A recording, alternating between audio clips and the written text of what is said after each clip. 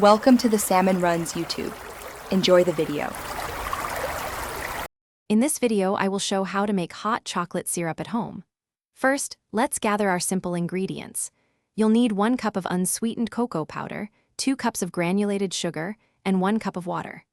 Don't forget a small pinch of salt to enhance the chocolate flavor, and 1 teaspoon of vanilla extract for that perfect aromatic finish.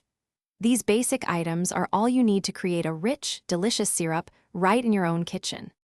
Now let's get mixing. In a medium-sized saucepan, combine your 1 cup of unsweetened cocoa powder, 2 cups of granulated sugar, and the pinch of salt. Whisk these dry ingredients together thoroughly.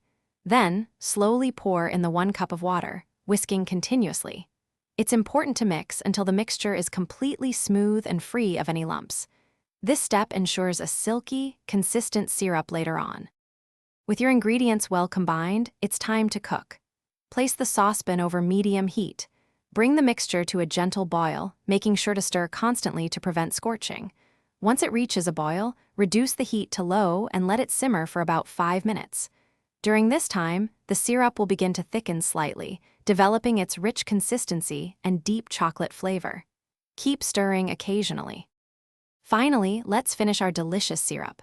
Remove the saucepan from the heat. Now is the perfect time to stir in your 1 teaspoon of vanilla extract, which adds a wonderful aroma and depth of flavor.